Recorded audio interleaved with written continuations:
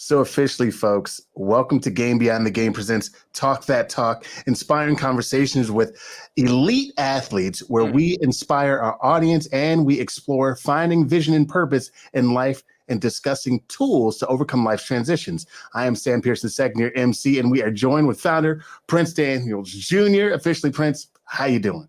Ooh, new year, new me, man. I'm feeling great. I'm feeling good, man. I'm feeling good, and yeah, I'm ready to get this show started. I think we have an incredible guest, so I cannot wait to see what's in store. For sure. And folks, we only deal with rock stars, and today is no different.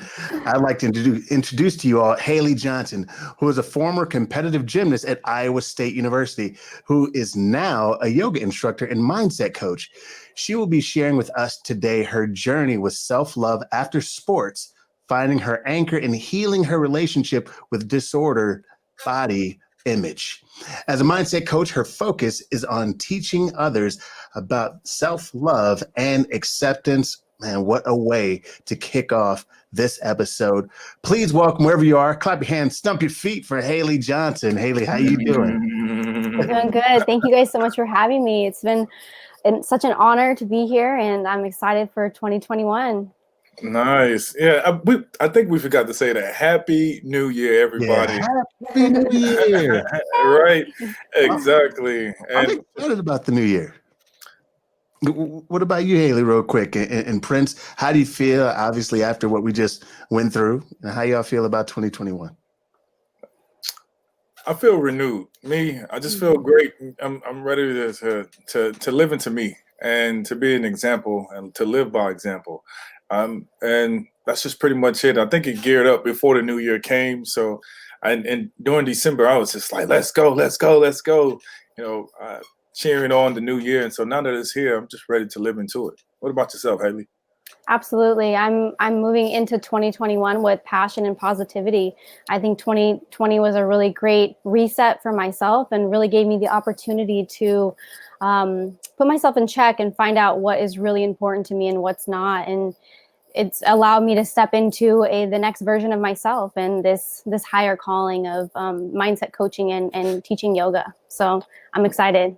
Wow, man, speaking of what's really important to you, like we want to know about you. Listeners want to know about you. So can you please take us back to who you are, where you come from, and how are you here in this day? Yeah, definitely. So my name's Hailey. I am from Covina, California. I'm 28 years old. And yeah, just a little bit about my background. I was a former competitive gymnast. I started when I was 5 years old. I was like this wild, rambunctious child. My parents put me in gymnastics, and it was the perfect fit because it's just a whirlwind of adrenaline and just everything that you can imagine into one cornucopia of everything. And so it was truly my first love, and I found it, and I committed to gymnastics for 17 years. I got a full ride scholarship to compete at the collegiate level, and yeah, I did it. I retired at 23, and now I'm into my next chapter, which has been really exciting. Hasn't been the easiest transition, but it's exciting. That's awesome. Yeah. Thank you so much. Thank you. So, I want to say also, you said leading with passion, positivity, which I think is amazing because the word perfect isn't in there, ideal isn't there, but it's like, hey, leading with purpose and passion. Leading with passion and positivity is major. So thank you for mentioning that. And in that, where you're coming from, and obviously we know what you do now, how did you fall in love with gymnastics? Like, was it your first love, and you getting involved is one thing, but staying involved, what was that journey? Yeah. So my parents put me in when I was 5 years old, and it was absolutely my first love. As a kid, I was a wild child, and I had such a rambunctious attitude and spirit, and I was truly fearless. And so when I got into the gym, it was the perfect place for me to express myself and just to try new things. And to now looking back, I can say really build a deeper trust within myself and trust myself and my body and what I'm capable of. But I also love a challenge. I'm hard-headed. I have a fiery spirit, and I love to be challenged. So gymnastics was the perfect outlet for me to learn a flip and then learn 2 flips and then learn it on a 4-inch beam and now stick the landing. It was just one challenge after another, and it continued to build and build and build. And so, yeah, that's really what made me continue for such a long time. 17 years is a while. So, Man, how do you devote yourself to 17 years or something? Like afterwards, do you feel like you want to say, I'm just done with this, or do you still have that burning desire to try to push yourself more and compete more? After 17 years, my body was beat. At 23, I was like, I'm ready to experience something new. I think as a young child, I worked out for, on average, 30 hours a week. I went to school 8 to 3, and then I went to practice 4 to 9 every day. And so after a while, that takes a toll on your body. And then moving into collegiate gymnastics, I was an athlete student. I was fully into athletics first and foremost. That was where my passion and my purpose lied.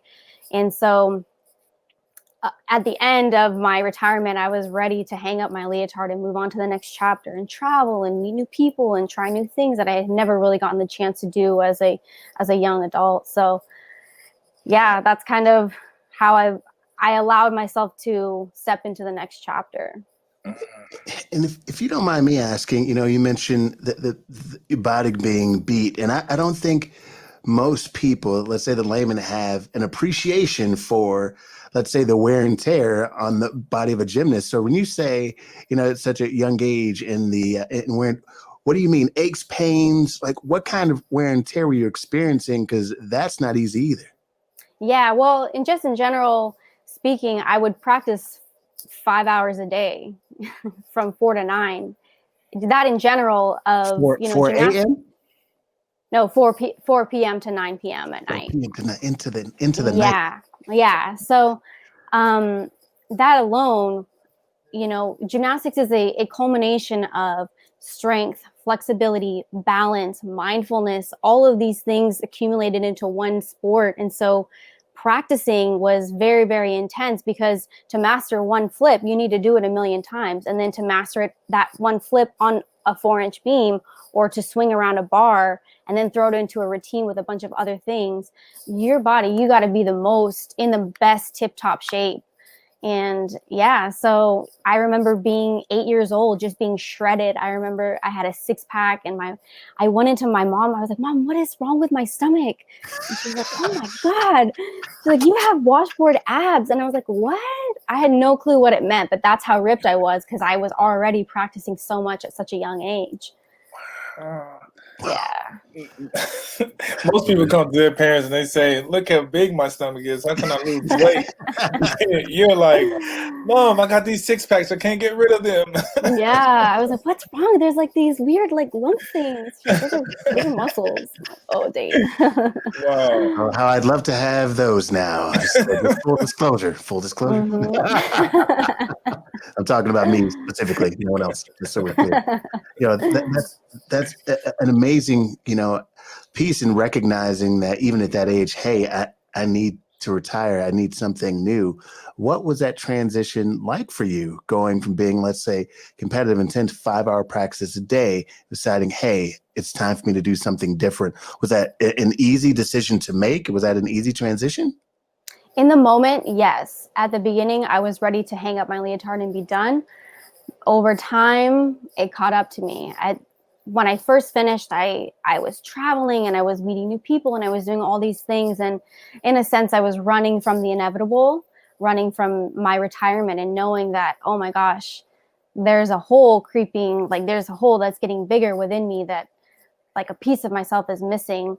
And I just tried to run from it. And then, I moved to Vegas. I was living a great life. I had a great job. I was making great money. I was partying on the weekends. On the outside, it looked like I was great, but it caught up to me hard. And I fell into a very deep depression about it, because when you live your life that's so structured and every hour of your day is planned out and your hand is being held, And then all of a sudden it's like, okay, go get a job, go be a product of society. It's like, when do I even take a shower? I'm not even used to like having so much time off, let alone now having all this time off. And then like, hey, go do something productive with them. Like, how, what, like somebody help me. And it's so interesting. The more I like start to look back and understand, there's studies that show that gymnasts specifically, because we spend so much time more than the average athlete in the gym, that when gymnasts go to college, they have the emotional maturity of a 14-year-old because of delayed development, because of lack of social life, lack of exposure in the real life, because most of us live so much time in the gym. And so I realized quickly that I had a lot of developing to do, and I had a lot of catching up to do, it felt like, with the real world and the normal people my age who didn't have an athletic background, who had jobs and were like having kids and having like houses and all this stuff. And I'm like, oh my God. Yeah. So very rough transition.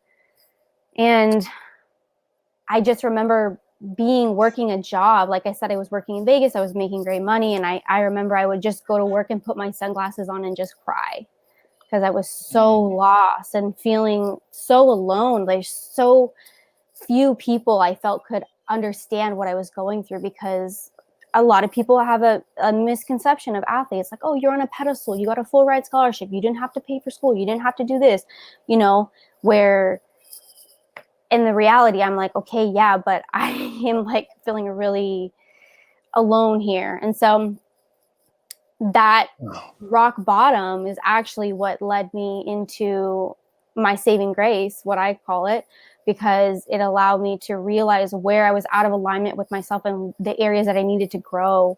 And the biggest area was my love for myself and my self-worth. And I realized that a lot of my self-worth was placed into my identity as an athlete. And so it's funny, if it's any solace in knowing that the number of athletes who across the spectrum feel that way. And I only say that because in the moment, so many athletes feel like they're alone in that space, as you mentioned.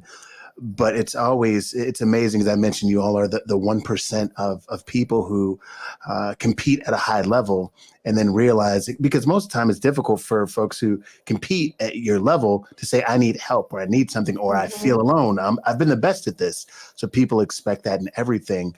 But to know that, hey, I could use some uplifting or help. Absolutely. Prince, does that make sense? I feel like, we've had that conversation as well. Most definitely. It makes a lot of sense, man. It's that thing that you remember Ray Leonard Jr., he spoke about it. Just like, you're not too good to ask for help, because for a long time, we've been the ones that have paved the way, and wow, you're this incredible athlete. But at some point in time, you realize, like, okay, I'm still a human being. Yes, I'm an incredible athlete, but I still have to put on my pants in the same way that you put on your pants. I still have to get up and accomplish a task or a goal. And so sometimes we feel isolated because we're left out. One, they put you on a pedestal, but whenever you leave from that space, now it's like, okay, well, what next? Like, should I do what they're doing? Well, for a long time, I wasn't doing what they're doing, and now I've been deprived of all of these skills that they've learned to go on and create their own business and become their own entrepreneur, or work at a Fortune 500 company. Like, if that same energy was put into being able to, that same energy that we had as an athlete was put into, like creating your own business, like, you would be successful as well. So it's a lot of factors that go into it, and others don't look at the factors, but athletes are forced to look at the factor. And so when that happens, it's an awakening. And so, Hailey, I mean, I'm glad for your saving grace. Heck yeah. Thank you. Me too. I want to ask you more specifically about that. And then I know, Prince, we're going to go to a question. The yoga and mindset coaching, and arriving to yoga, were you walking down the street, saw a yoga studio? Is it something that you've always been interested in? You said, hey, let me spend more time with this. How did you find, yoga, and how did yoga find you? Good question. Yeah, We actually did yoga when I was in college. We did hot yoga, like yoga sculpt or something, and I hated it. I couldn't stand it. I didn't want to stretch any more than I was already stretching on a daily basis. And so I wanted nothing to do with it. And when I moved to Vegas, there's a lot of personal development that happened in Las Vegas. It was a perfect place for me to reinvent and recreate myself. And I invested in a personal development course, and part of it was daily reading, writing, meditation, and yoga. And this is where my self-love journey really, really started, when I started to use my body as a catalyst to deepen my level of consciousness, and to also drop into my body and to experience my body in a different way than gymnastics. Gymnastics, I use my body every day. I know my body in and out, but it was a different kind of connection. I was in a lot of resistance to my body, and a lot of that goes into body image issues, having a lot of pressure to be smaller as a gymnast and all this stuff. But yoga was something, it was a small act of self-love. It was an act of kindness. For once, I was like, oh my gosh, I can be nice to my body. I don't have to stretch it so far. I don't have to be so flexible anymore. That doesn't serve me. And so that was kind of my original initiation into yoga. And then after that, I fell in love with yoga philosophy. I just, to me, yoga is the answer to everything. It really is. It's so much deeper than just physical asana, which a lot of people think. They think yoga and they're like, oh, you fit into yoga poses and you're flexible. However, yoga is actually a moving meditation, and breathwork is so key, especially for me. And there's actually 8 different limbs of yoga, which I learned. And so I'm in love with it. And I hope to continue sharing these gifts of yoga, because it really is a gift. Wow. So. We can hear your passion. That's so lovely. We support that. We're advocates of it, man. Stan, I want to go into we have questions from our audience that are jumping in. They're loving this. So great job, Hailey. So Yes. our first one, we have Aaron Wexler. He said, how does Hailey stay inspired outside of gymnastics? And then he said, and outside of yoga. Yes, for me, I am,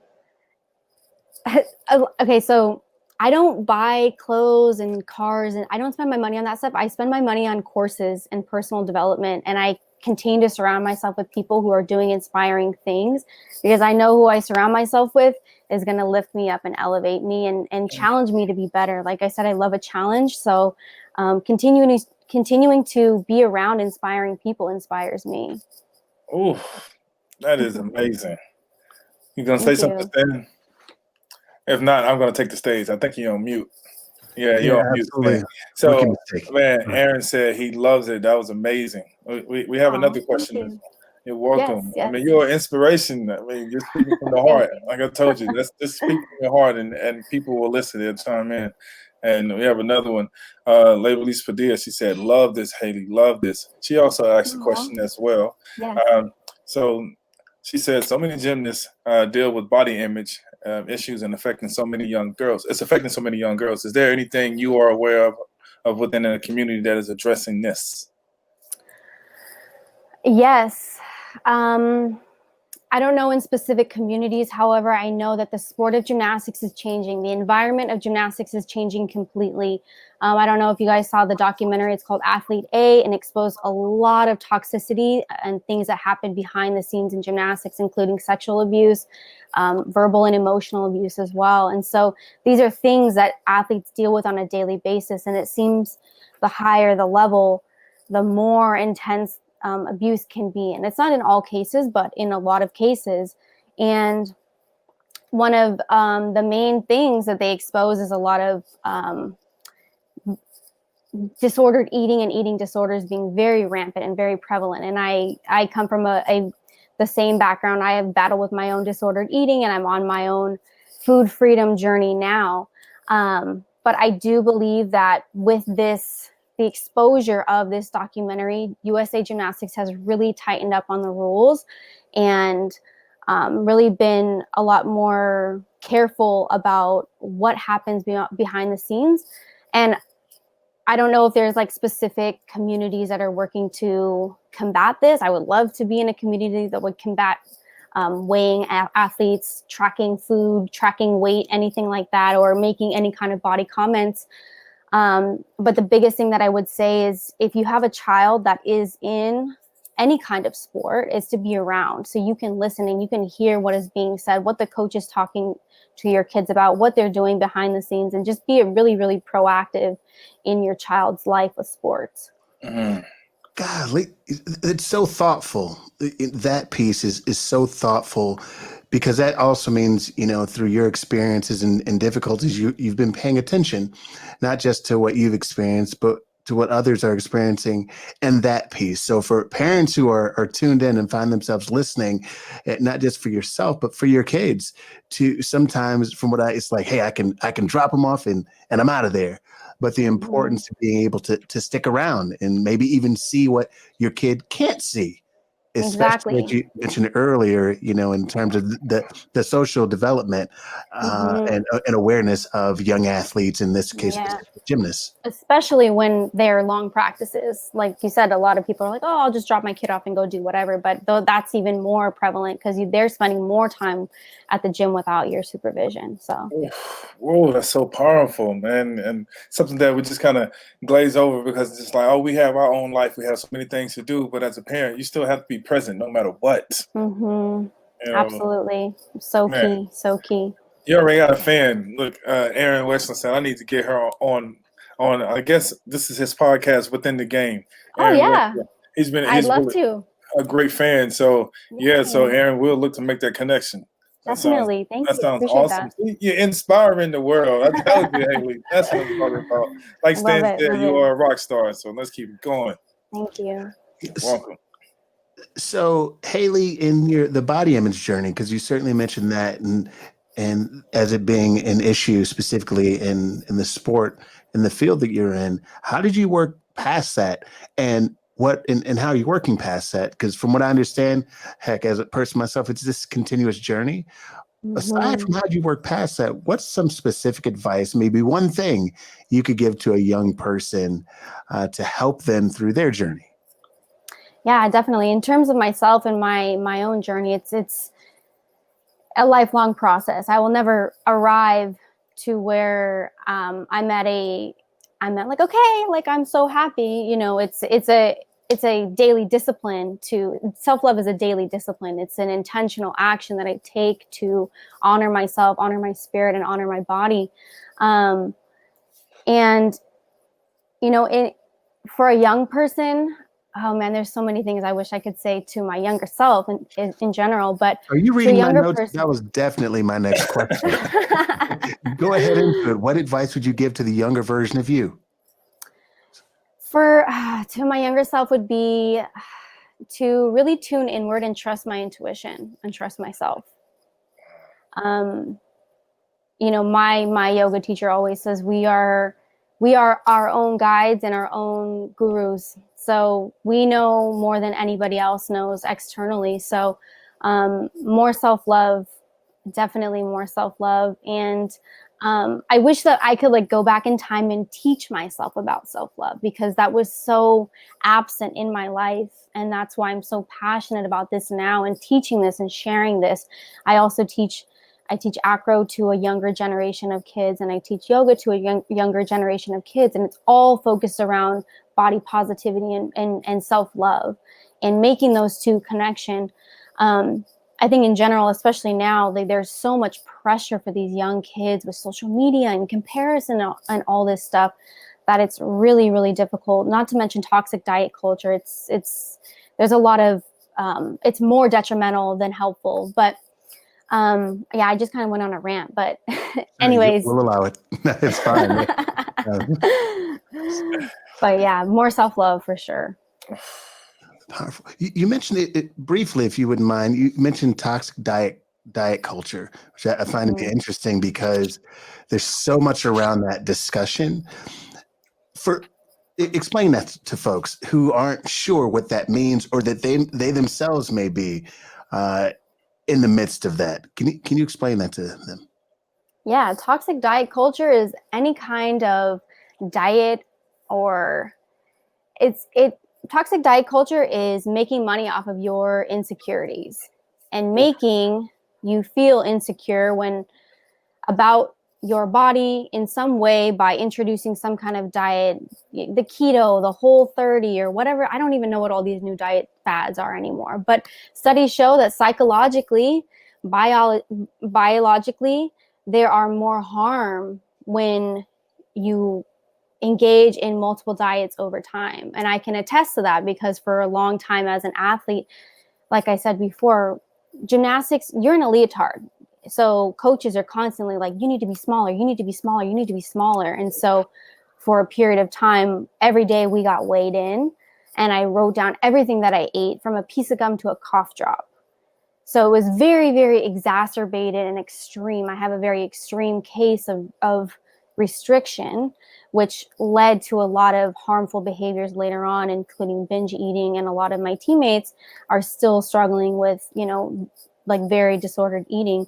And that's what happens. It's a very, very fine line. There's usually a spectrum. So if you're fasting or you're doing some kind of food deprivation because it's the new year, it's a new resolution, you are actually setting yourself up for more failure because studies show that people after 2 years of consistent dieting, they end up gaining the weight back anyways. And so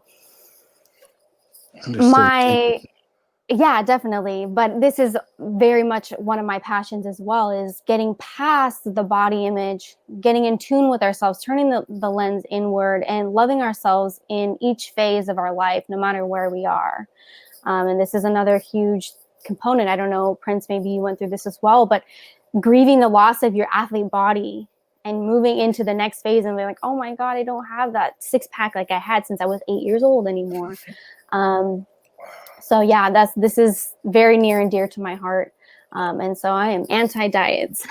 I'm all about intuitive eating only. I love that. Prince, you were nodding a little bit. Go ahead. No. Like when I had my first kid, that's when I lost my body. And I was just like, what's going on? Like I have a belly. And I never forget one of my best friend's wife. She said, P, it's okay. This is, how old are you? And I was just like, I'm 30. And she was just like, it's okay. Like it happens. I was like, no, it does not. Not to me. I'm supposed to be Superman. I'm supposed, like my body I should not have a belly, but it happens. And you're gonna have to work twice as hard to get back to the image that you have like drawn out for yourself. But that doesn't really happen like that. So you just have to be happy with what you have, because there are phases of life that we go through. And so within those phases, you have to love yourself. And that's what Hailey was speaking about, just being able to love yourself no matter what. Absolutely. And I think that's such a great point, that we have different phases of our life. And I think when we think of health, a lot of us think of the way that we look on the outside, but the reality is it encompasses our mental health, our emotional stability, our physical well-being. And so moving away from my athlete identity now is really the time to cater to my mental, emotional, and my spiritual health as well. So priorities change in different phases of life as well. So powerful. Yeah. Thank you for sharing that again. And folks, understanding that priorities throughout your life and the journey, things shift and move and ebb and flow like any great movie, right? Yes. Hey man, she is dropping bars today. Just like You might have to come back sometime. right. I don't know. You definitely gotta come back. I mean, Hailey, wow, this is amazing. This is awesome. Another question I want to ask you quickly is, what type of legacy do you want to leave behind? What do you want people to say about you? Because one thing that I heard that you mentioned in the beginning is that you retired at the age of 23.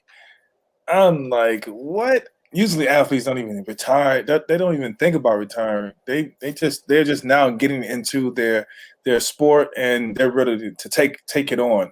Right. Mm-hmm. So you said at the age of 23, you retired, and now you're 28 years old. So you had this 5-year hiatus, and so now that you have found your lane, what is it at the age of 38, 39, 40, and so on? What do you want people to say about your legacy? Wow, deep question. I think at the end of the day, I want to know, and I would hope that people would say that I made a positive impact on humanity, that I brought value and I shared valuable tools for healing that can help their own personal evolution. And I truly feel like that's why I am here this time on the planet, is to share these tools of healing and empowerment. And I would hope that that's reflected through my mindset coaching and my teaching yoga for now. And this is where I'm at now. Who knows where I'll be in 10 years, but yeah, that's kind of where my heart is. At the rate that you're going, I wouldn't be surprised if you're sitting in the room with the Dalai Lama. No, seriously. So the way that we were able to connect then was through Jelani Jenkins.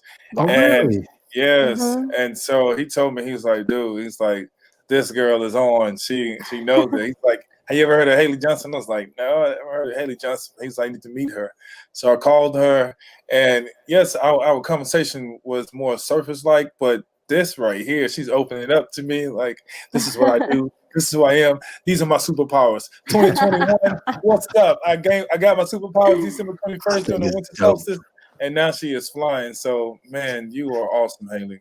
Yo, Thank you so much. for sure. Thank you. And you mentioned that. I think part of life's journey is recognizing one's superpowers.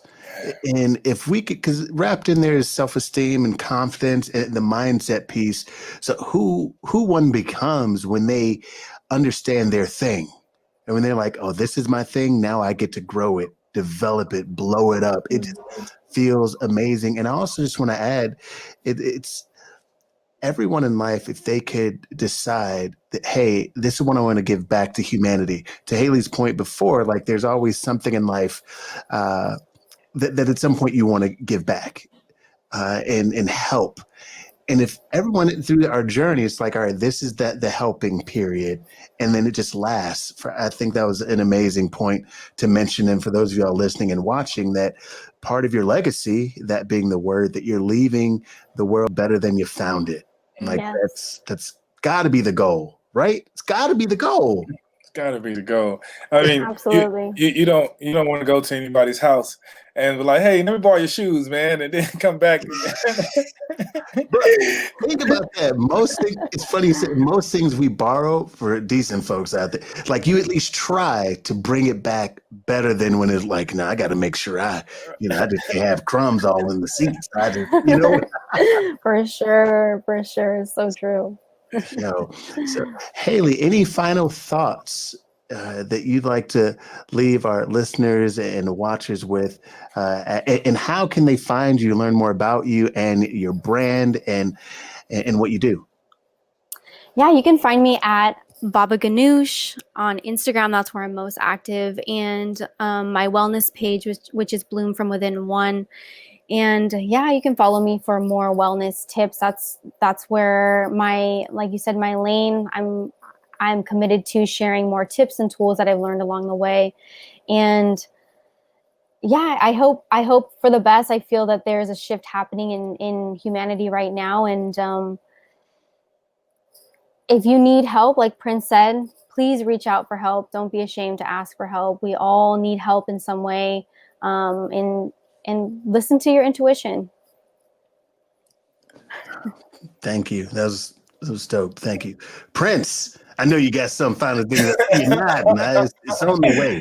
That was just powerful words, man. You are actually making my hair stand up on my body. I can feel the imminent feeling inside of me. It's like ding, ding, ding. Oh, she knows exactly what she's saying. She's speaking from the heart, and that's something that transcend, that translates to a lot of things that we do in life. And my only advice is just continue to keep telling your story, keep encouraging people with your energy and your love, and people will discover you. They will find you, and you'll be speaking on large stages, well, virtual stages, you know, but also, you know, large stages when this pandemic clears in 2027. So, you know, but alongside from that, like, thank you so much for sharing your story, your transition stories, and how this inspiration has inspired you to be the best version of yourself. Oh, thank you so much for having me. It's been such a pleasure, and I really want to acknowledge you guys for opening up this space and this portal for people to have inspiring and purposeful conversations. So deep gratitude for both of you. Man, Stan is good at what he does. Oh, thank you both. Without y'all, I'm not here in the first place. So thank you very much. And this entire conversation of service reminds me of the great Zig Ziglar's quote, and that is, you can have everything in life you've ever wanted if you help enough other people get what they want. Which is exactly what we all look to continue to do as we give back and build on the legacies we have and want to have in the future. Officially, everyone, thank you so much. And Hailey, thank you for joining us today and sharing your story and being so transparent and dropping so many amazing value bombs on us. And for those of you all watching, please don't forget to like, comment, and subscribe to the YouTube page. And that's at Game Beyond the Game. And you can join us here every week on Game Beyond the Game's Facebook page every Tuesday at 2 p.m. Pacific Standard Time, 5 p.m. Eastern Standard Time. Remember, y'all, you're good, you're great, you're worth it. Thank you all for being here, and have an amazing day. Peace. Peace. Thank you so much, Hailey.